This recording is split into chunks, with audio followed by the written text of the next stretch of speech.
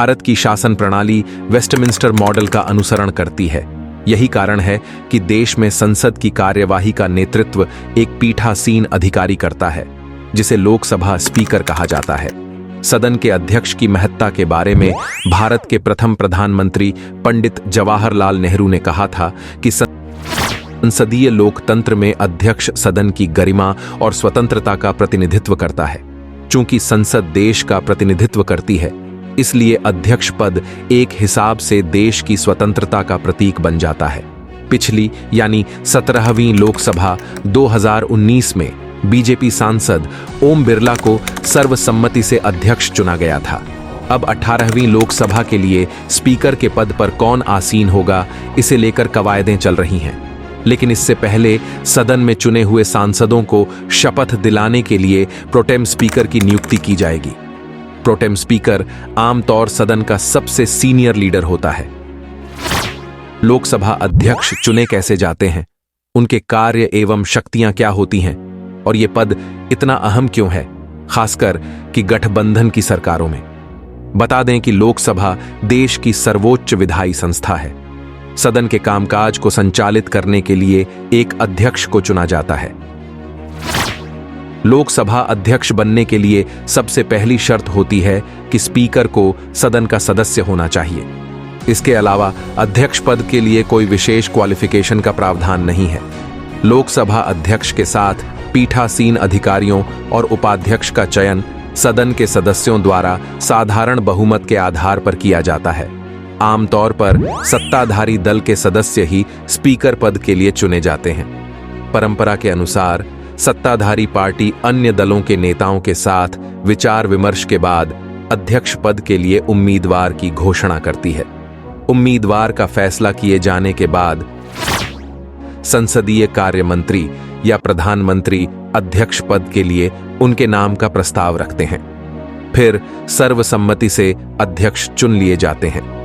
हालांकि अगर किसी नाम पर सदस्य एकमत न हो तो ऐसी स्थिति में अध्यक्ष के चयन के लिए वोटिंग कराई जाती है।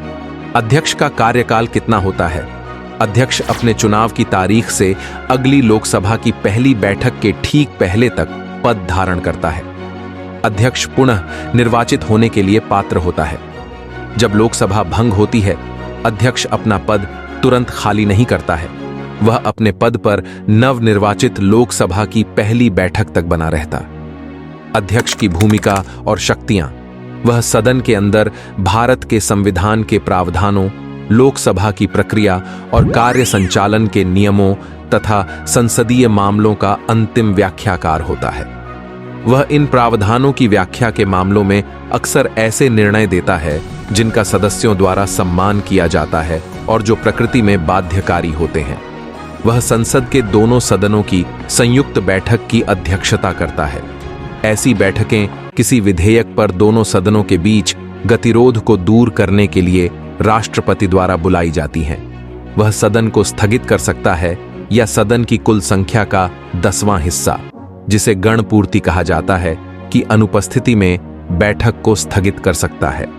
अध्यक्ष पहली बार में मत नहीं देता, लेकिन बराबरी की स्थिति में अध्यक्ष को मत देने का अधिकार होता है। ऐसे मत को निर्णायक मत कहा जाता है, जिसका उद्देश्य गतिरोध का समाधान करना होता है। वह किसी विधेयक के धन विधेयक होने या नहीं होने का फैसला करता है और इस प्रश्न पर उसका निर्णय अंतिम होता है। सदस्यों की अयोग्यता के संबंध में निर्णय 10वीं अनुसूची के प्रावधानों के तहत दल बदल के आधार पर उत्पन्न होने वाले लोकसभा के किसी सदस्य की अयोग्यता के प्रश्न पर निर्णय अध्यक्ष ही करता है। यह शक्ति भारतीय संविधान में 52वें संशोधन द्वारा अध्यक्ष में निहित है। सर्वोच्च न्यायालय ने वर्ष 1992 में फैसला सुनाया कि इस संबंध में अध्यक्ष का निर्णय न्यायिक समीक्षा के अधीन है। अध्यक्ष भारतीय संसदीय समूह यानी इंडियन पार्लियामेंट्री ग्रुप के पदेन अध्यक्ष के रूप में कार्य करता है। यह समूह भारत की संसद और विश्व की विभिन्न सांसदों के बीच एक कड़ी है। वह देश में विधायी निकायों के पीठासीन अधिकारियों के सम्मेलन के पदेन अध्यक्ष के रूप में भी कार्य करता है।